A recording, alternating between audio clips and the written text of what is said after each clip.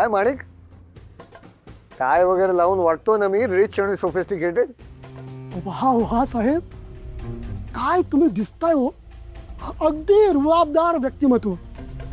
साहेब तुमच्याकडे बघून लोक मोठमोठे गेम खेळणार एवढं नक्कीच. अहो तुमचं काहीतरीच काय. साहेब बघता बघता तुम्ही आमच्या पुढे निघून गेलात हो. नाही म्हणजे आम्ही 3-5 टक्क्यावर खेळत बसलो आणि तुम्ही डायरेक्ट 20-25 टक्क्यापर्यंतचा हात मारलाय. कमाल आहे तुमची. हो, आणि कामाची सुरुवात सुद्धा झाली आहे. काल त्या सेवानी बिल्डरकडे गेलो होतो. मी माझं पहिलं काम सुद्धा केलंय. क्या बात आहे साहेब. साहेब तुमची पर्सनॅलिटी अशी आहे ना की कोणीही तुमच्यावर विश्वास ठेवेल. हा, सुरुवातीला मला वाटलं नव्हतं, पण माझ्या बोलण्याने 3 जणांनी फ्लॅटचं डाऊन पेमेंट सुद्धा केलंय. हो, आय वॉज वंडरिंग, म्हणजे अजून कन्स्ट्रक्शन सुरू झालं नाहीये. आणि महत्वाचं म्हणजे मी त्यांना सॅम्पल फ्लॅट म्हणून भलताच फ्लॅट दाखवला. लोक ना मूर्ख असतात हो. स्वस्तात मिळतंय असं म्हटलं काही घ्यायला तयार होतात. कमाल आहे. वा साहेब वा, तुम्ही बिझनेस शिकलात. साहेब उद्या मोठे बिझनेसमॅन झालात की मला विसरू नका, आठवणीत ठेवायचा. हो ऑफकोर्स. असं काय बोलताय माणिक, आज मी जे काही आहे, जो काही पैसा कमवतोय हे फक्त तुमच्यामुळे. हो, मला जेव्हा गरज होती तेव्हा तुम्हीच मला मदत केली. काय साहेब, माझ्यासारख्या गरीबाला लाजवताय तुम्ही. साहेब तुम्ही उद्या मोठे शेठ झालात ना की मला तुमच्याकडे कामाला ठेवायचं बस.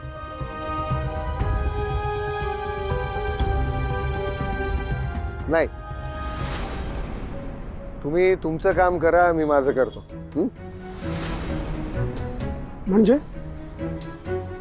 म्हणजे माणिक, आता मला गरज नाहीये तुमची. या बिझनेस मधली गणितं येतात मला आता. खरंय सर, तुम्ही हुशार आहात, तुम्हाला सगळं काही येतं. पण साहेब ही लाईन खूप रिस्की आहे, पुन्हा पुन्हा सांगतोय. माणिक हो, तुम्हीच म्हणता ना रिस्क घेतल्याशिवाय पैसा मिळत नाही. मग आता घेतोय रिस्क.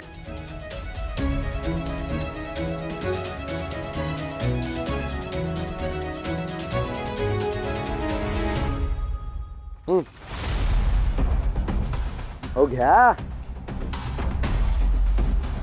आजपर्यंत तुम्ही मला जी मदत केली आहे ना, त्याचं एक छोटंसं गिफ्ट तुम्हाला. मजा करा.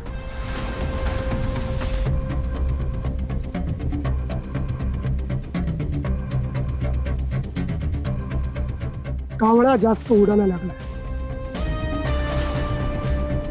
त्याची तंगडी ओढायला लागणार. परशु, हे बघ, काल पालिकेचं पाणी कमी आलंय. आज 2 तासात सोड. पाण्याचा अपव्यय नको. हो कळलं, करतो मी समज. परशुराम, तुम्ही फ्री आहात का आता? अहो हे काही विचारणं झालं का? अहो तुम्ही हुकूम करा, काय काम आहे? मला आत्ताच्या आता तुमच्या वस्तीत जायचंय, निलिमा आत्यांना भेटायला. अहो मामांना सांगून सांगून थकलो म्या. आता तुम्ही सुरू झालात.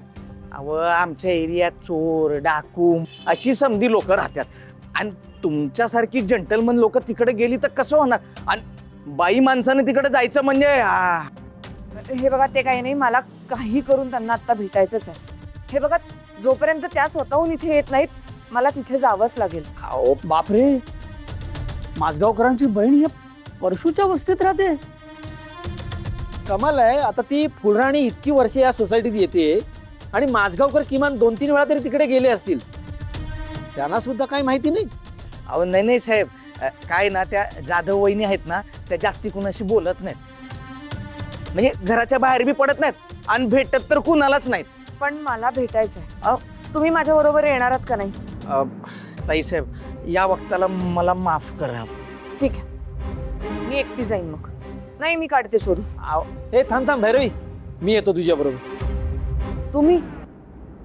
अगं आता माझगावकरांबरोबर एवढे जुने संबंध आहेत, त्यांच्या सुनेला असं त्या वस्तीत एकटं पाठवायचं, काळजी वाटते तुझी. ठीक. ताई साहेब, ताई साहेब, एक मिनिट, एक तोरणे, काय करताय? आपण जाण्यासारखी वस्ती आहे का ती? कळत नाही कसं? मी त्या वस्तीत गेलो तर त्यांची बहीण कुठे राहते हे कळेल ना आपल्याला. हा असा प्लॅन आहे काय? हा ताईसाहेब माफ करा, पण काय ना काल अनिश दादा लय भडकले होते. तेच मला म्हणले सोसायटी सोडून कुठं जायचं नाही, म्हणून मी तुम्हाला नाही म्हणालो. आणि हे अनिश दादांना सांगू नका म्हणजे झालं. ठीक. तोरणे मी गाडी करते, तुम्ही या. हो आलो. आणि हो तुम्ही पण जरा जपून जा, काय लय डेंजर लोक राहतात तिकडं म्हणून म्हणलं. हे परशू, तू उगाच नको तो शहाणपणा शिकवू नकोस मला. मी कोणाला घाबरत नाही.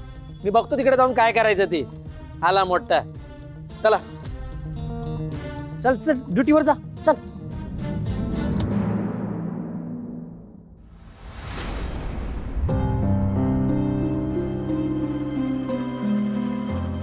अगदीच बकाला ही वस्ती. ताई यांना बघितलंय का कुठे? किती घाणेरडा वास येतोय. ताई सांभाळून. ह्यांना बघितलंय का कुठे? दादा ह्यांना बघितलं कुठे? अरे काय इथली माणसं आहेत, कुणाला काहीच माहिती नाही. अरे पाटील भाऊ, ओळखलं मला मी शिरप्या. 300 रुपये दिले होते ना तुम्हाला. ए कोण पाटील? जा बाबा तुझं काम कर. चहा कॉफी काय देऊ का? दादा यांना बघितलंय का कुठे? ह्या ना, ह्या त्या पहिल्या मजल्यावरती राहतात. इथे? हो हो. तिथे जाऊन विचार. चला.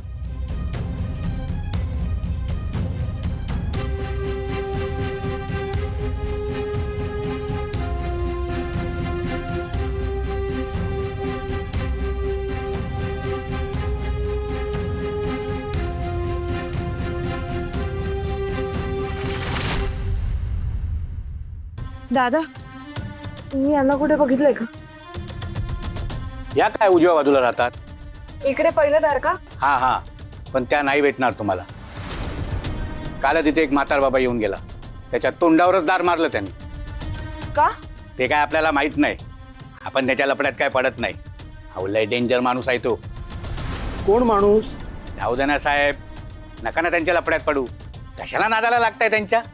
मग आता बघायला हवा कोण आहे तो माणूस. तोरणे अगं थांब ग, असे किती माणसं बघितलेत. तोरणे ऐका. अहो जरा घाई घाई तू नका. काळजी करू नकोस ग, असे किती बघितलेत माणसं. अरे कोणी ऐका नाही.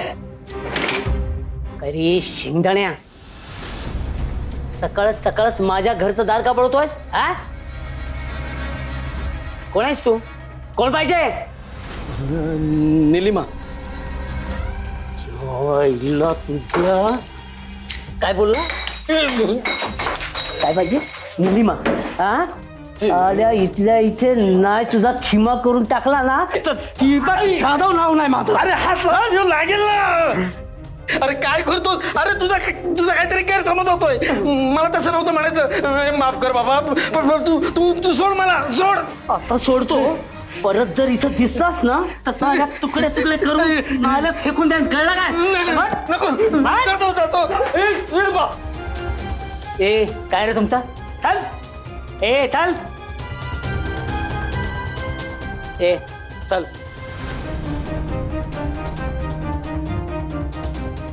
ए चल.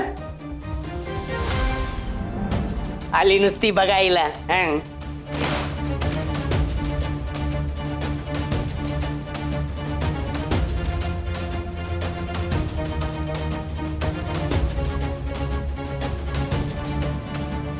जाऊ द्या ताई, नाही दार उघडणार तू.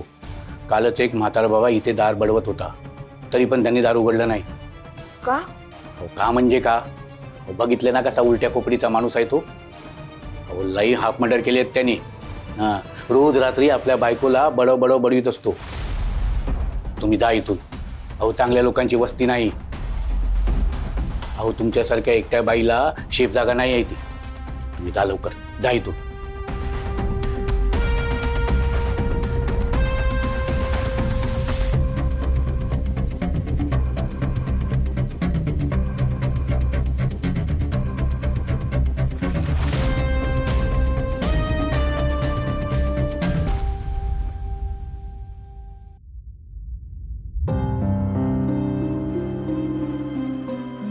पण मला एक कळत नाहीये, तू तिथे एकटी का गेलीस? एकटी नव्हते गेले मी बाबा, म्हणाले ना तोरणे काका आले होते सोबत. अगं पण काय उपयोग झाला पुरुषासारखा पुरुष असून? वेळ आल्यावर तोही पळून गेला. आई, त्या माणसाने आमच्यावर सुरा उगारला होता. अशा वेळी कोणीही स्वतःचा जीवच वाचवेल. अगं पण तुझ्या जीवाचं काय? तुला काही झालं असतं तर? हो, चुकलं माझं. खरं तर माझा अंदाज चुकला. परशू आणि फुलराणी त्या वस्तीत राहतात हे माहीत होतं.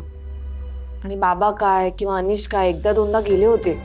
मला वाटलं नव्हतं असं काही असेल. परशुने सांगितलं होतं तिथे जाऊ नका. बरं तिथल्या लोकांनीही सांगितलं होतं की तो माणूस काहीही करू शकतो, आणि तरी तू गेलीस? हो, तरीही गेले. कारण कसं असतं नाही, काही वेळेस लोक माणसापेक्षा माणसाच्या इमेजला घाबरतात. एक जण दुसऱ्याला काहीतरी सांगतो, दुसरा तिसऱ्याला सांगतो, मग तिसरा ते वाढवून सांगतो. प्रत्यक्षात तसं काहीही नसतं. इथेही तसंच असेल असं मला वाटलं होतं. अगं पण इथे तसं नव्हतं, कळतंय का तुला? हो, नव्हतं. तो दीपक जाधव खरंच खूप डेंजरस माणूस आहे. त्याची तिथली दहशत काही उगाचच नाहीये. तिथला गुंड आहे तो, आणि तोच निलिमा आत्यांचा नवरा आहे हे मला माहित नव्हतं. आता काय करायचं खरंच कळत नाही. काय करायचं म्हणजे? हे बघ, काहीही करायची गरज नाहीये. अगं त्या निलिमा आत्या कित्येक वर्षांपूर्वी लग्न करून निघून गेल्या. बरं, गेल्या ते गेल्या, लग्न त्यांनी त्यांच्या मर्जीने केलं होतं की नाही?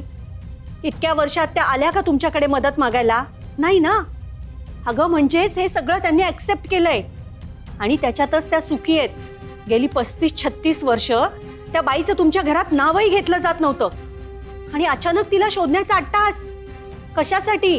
कारण तूच म्हणतेस नाही, या वयात आपली माणसं जवळ यावीत असं वाटतं.